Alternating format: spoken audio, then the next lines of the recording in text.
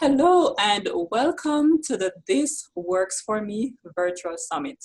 I'm your host, Pete Watson. I am the Director of the Faculty Development Center at Murray State University. In this summit, I will be interviewing individuals who will be sharing strategies that have worked for them. And we hope that you will find many of these strategies useful to help you succeed in higher education and beyond. With me today is Dr. Karl Moore. Dr. Moore, thank you so much for taking the time to share with us today. Yeah, thank you for having me. Pleasure to be. Pleasure's all mine to be here. Great. So, Dr. Moore, I'm going to open the floor to you. Could you tell us a little bit about yourself, who you are, where you're from, and what you do? Yeah. So I go by Karl, and I work for the University of the District of Columbia, which is the only public institution in Washington, D.C. All the other schools around are private.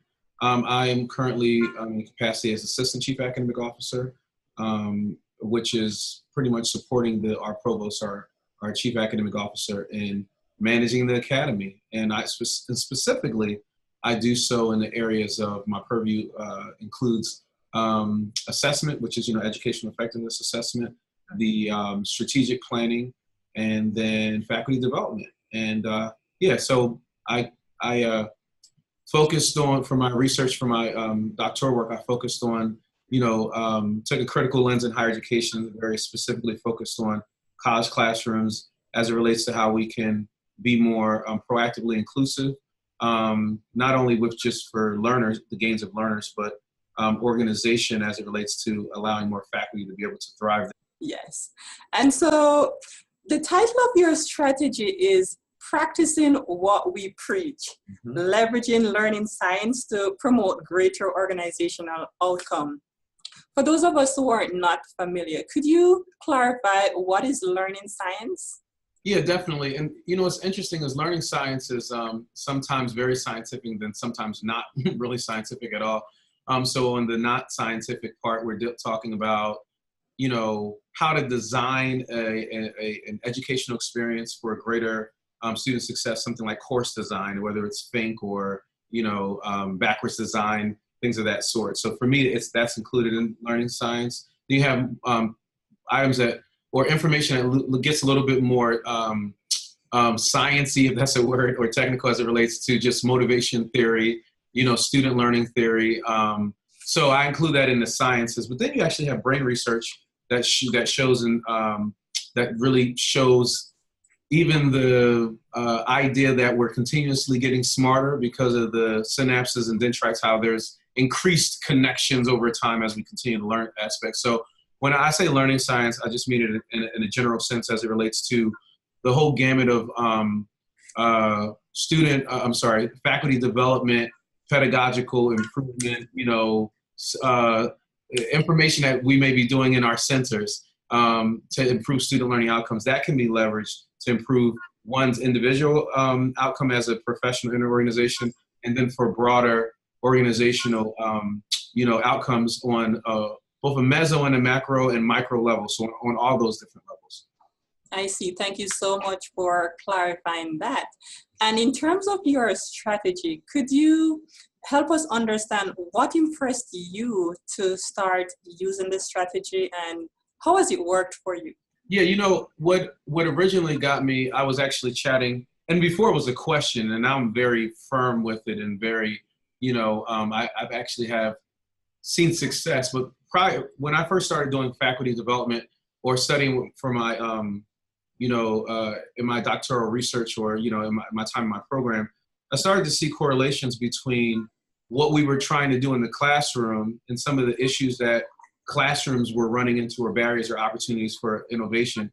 And then also with the organization as a whole and what it was trying to do on a larger scale in terms of improving outcomes for the students through the pipeline. So for example, one of them was, identifying, barriers for students that they would encounter as they go through the course so that they can reach the end of the course. And I thought, we're doing that on a retention committee right now. We're identifying barriers of students as they matriculate through. So there were a lot of correlations that I saw, and one of the largest ones, or the most salient aspects, was as it relates to just being intentional about what you are offering and being able to have activities or initiatives that actually speak towards that. So, for example, it would show up in the classroom like stating your goals or your objectives, right? And then actually having activities that learners are participating in to reach that outcome, achieve mastery in whatever that area is, but then also being able to assess it, right? So you have the triangle, the good old-fashioned, course design triangle.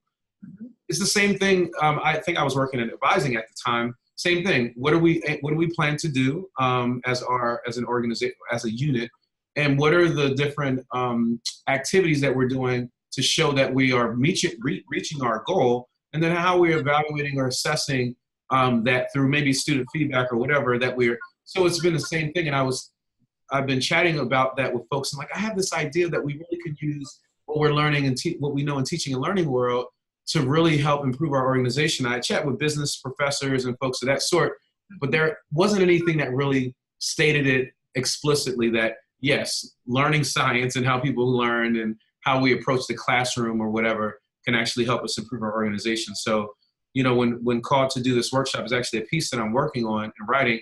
And for me, it's always been better to get it out through a workshop before writing, because writing sometimes can take a while. You never know if someone's going to approve your stuff. I thought that this would be a great venue to kind of just help folks have that paradigm shift about the leveraging the knowledge that we know for organizational outcomes. Yeah, I really like how you were able to see the similarities between what we do in the classroom, really coming up with clear objectives and really knowing how we are going to assess it, because a lot of times if we don't even know what our objectives are, we will not be able to take our learners where we would have them go, or the skills that we'd like them to acquire. It's the same thing at the organizational level. So I think that's really a strategic way for you to look at it. And I'm just so pleased that you're sharing this with us today. Oh, definitely. Thanks. Yes. So what would you say to viewers who might be saying, well, Karl, I hear this, have clear outcomes, for our students and at the organizational level, but I am not sure, perhaps the organization that I am serving at, it wouldn't work so neatly. I'm not sure if that could work for me. What would you say to someone who is struggling with this? What would be some preliminary first steps that they could actually use to implement this strategy? My knee-jerk response to an individual like that would be that it's not just course design that can be applied to help one achieve their organizational outcomes. It's more of a paradigm that they can operate from to realize that what works for learners, whether it be we're dealing in a strict pedagogy or we're moving more towards more andragogy kind of aspect, what works for learners in terms of what motivates them more than likely can work for even a staff member or for yourself as an individual. So there is a wealth of material that can be applied in different ways. So it's not just the course design aspect, but that is almost always often something that can be applicable, because we all do need an aim. And what I would say to them maybe is this: if you don't know where you're going, any path will do. Or when you get in your car, or on your, and even to walk somewhere, right? You may pull it up on your phone. You may have GPS, Google Maps, or Apple Maps, or whatever. You need to put in an endpoint, and then what it does is it calibrates and gives you directions for that. And that's what you can be intentional on all of your different levels of activity, from the course to programmatic to the college to the institution level, about what you're doing, and then go from there. And just as in a class, when you have your outcomes established and your activities, there is a little bit of wiggle room to kind of, be flexible on the spot.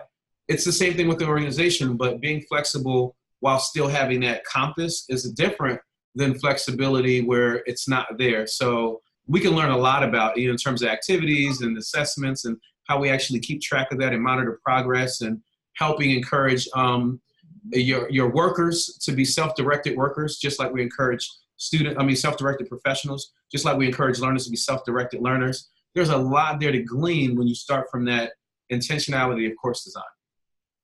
Great. And when I looked at your title and I saw practicing what we preach, I got the impression that it's probably easier to preach this than practice it. Yeah, Yeah, what would you say are some of the struggles that one would have to overcome, or perhaps you have had to overcome, or you know of others that have had to overcome certain typical struggles that are associated with implementing this strategy? Yeah, some of the struggles, we don't view ourselves, I think it's a paradigm thing first. It's a struggle, major struggle for individuals or those around them. So even if you do buy into this, the folks around may be coming from like different paradigm, not viewing themselves as a learner, right? Not viewing the organization as a learning organism. So those paradigms that we operate from really will stifle any type of direction towards really using kind of like and leveraging learning science in all types of super wonderful creative ways to really improve our organizational outcomes. So that's the biggest thing. The other thing is time. Faculty members barely have time to prepare for their classes and do their due diligence. So as an organization, it requires time, reflection from the leadership or those individuals, like that time to really think and, and for it to be as iterative as it needs to be, there needs to be like mechanisms in place for assessment. And the same stuff we experience as faculty members in a classroom that, I don't really have the time, I'm stretched, I'm overworked, how am I gonna take time to do that and being intentional about that, is the same thing that, leaders may face with this. And then the last thing I would say is the training. Just like teachers, we don't receive, it's not guaranteed that we're gonna receive training. It's not guaranteed that a leader in an organization is gonna receive training on how to think about oneself in an organization. And a lot of it's trial by fire, and you may inherit stuff that, or I won't say the wrong way, but less effective ways to do things, and you're just kind of repeating. So very similar, right? All this stuff is what we talk about in faculty development, and it really, when you kind of turn the mirror or redirect that at an organization in terms of improving the outcomes, there's a lot. There's a lot there. So does that respond to your question? Does that bring some clarity to that? It does. And you mentioned the whole point of training, and as you mentioned that, I wondered if, for example, one would really like to implement this, to really try this. Are there any resources that they could draw on? For example, they might not have training at their organization. Is there anything that you would recommend that our viewers review to help them with this strategy? I have a book right here, How Learning Works. This is not an intact training. I do know that, I don't want to promote any particular organization, but I know that the ACE, ACE, they have their American Council on Education. They actually have their leadership trainings and things of that sort. But so I would say there are trainings out there, and I could provide links in the resource because I know there's going to be a resource here. It doesn't come to me at the moment. But I would say looking at themselves and at your students, as your the folks that you work with as learners, and then there's infinite amount of applications. So for example, we all have different learning orientations, right? Okay, considering a board meeting as a classroom, right? If we say with learners, you have to present information in multiple ways, universal design for learning or whatever, at a board meeting, you could send the agenda, which is, text, but we could also verbally, and there also could be some type of a video or a diagram or something. So I think it becomes a little bit more infinite. I can provide tons of concrete examples, but I would say that applying that to different elements will bring, and the best training are through your good old fashioned teaching and learning. So just going to your center or CETL, participating in one of those trainings, we also often give them, and we think, my colleague's given that, actually participating in that and viewing your the stakeholders as learners. I would think that would be a 100% applicable piece across the board. I just came from a training on, what was the last one? That was an assessment training The one before that was a training on leveraging technology in the classroom or something like that. I actually used that. I had an accreditation task force meeting, and I used that in that meeting. We were using a shared document, you know, because I was treating them as learners as the person who was over the meeting. So I know that's a little broad, but it also gives you some specific examples as to the trainings exist. They're around you. If it's faculty development and it's talking about learners, then you can apply that to your staff and your organization, even if you don't have a staff in it yourself, you know, even maybe first and foremost. So does that give a good? Yeah, I like that. That's very creative, and that's often how I operate. Sometimes I will go to a particular session and they're talking in one context, but I'm really able to use the principles and apply it to another context. And I think that's what you're talking about. It's that paradigm. Also, yeah. Also, like the resource that you mentioned. You mentioned one book, How Learning Works, and we.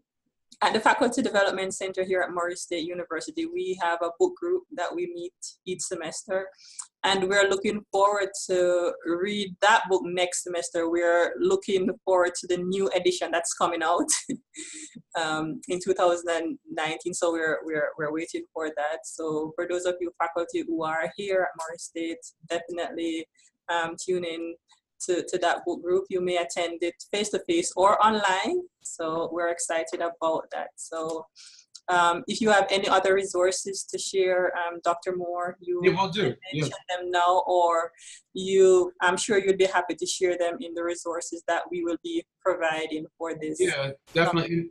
One thing that I'll mention as it relates to, I know that maybe folks who work in centers or centers directors, another one's universal design for learning. So if we practicing what we preach, we may say, oh, faculty members, make sure that you are being proactively inclusive of all the learners in your classroom by having information in multiple ways, engaging individuals in multiple ways, students in multiple ways, and assessing.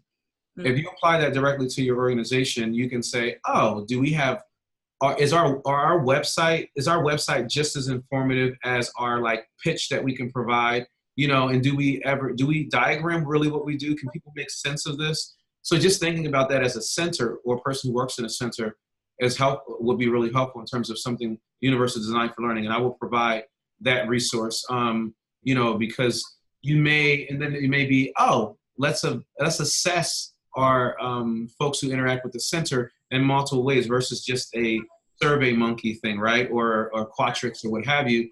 We can do focus groups. We can do just, you know, and the engaging piece is important because sometimes we think, okay, email, but showing up, right? Or showing up with a joke, you know, or showing up. There are different ways which we can really explode our offerings, you know, and just really be real dynamic and more effective because that's learning theory or learning science, right? It's getting at people's brains in terms of how it works. And we may think, oh, why are people not coming? Because they're not motivated to come. They're not stimulated. Beyond some of the extrinsic items in terms of that, we can really get at the intrinsic pieces there. So there's lots to share, but I'll upload. And I'm just hoping that when people look, they'll read it through the lens of how can I apply this in my, you know, and I'm definitely, you know, willing to, you know, chat and as it relates to consultation with anyone in a specific example, because there's infinite examples and ways to apply it. Exactly. Thank you so much. And I like what you said about engaging learners in multiple ways. Some people might confuse that with the learning style theory. That's not what we're promoting here. Nope. A lot of people agree that that has been debunked. So no styles. It depends on the context and its preference. Right. Right. So yes, it is correct to really strive to engage learners in multiple ways, but we are aware that the learning style theory, a lot of people agree that it has been debunked. So we just want to clarify that. And Dr. Moore, thank you so much for sharing with us today. And just before we wrap up, do you have a challenge or an encouragement for our viewers in the last minute? Yes. I would say whether you think you can or can't, either way, you're right. And the same goes for your students and the folks you work with. And of course, from a growth mindset, the thought should be that we can. So my challenge is to think that we can and that they can, and then find ways to make it happen. Well said. Thank you so much, Dr. Moore. And for our viewers, we want to encourage you to share this summit with others. Perhaps it could make a difference in the strategies that they are employing to succeed in higher education. We hope you will join us for the next episode of This Works for Me Virtual Summit. See you soon.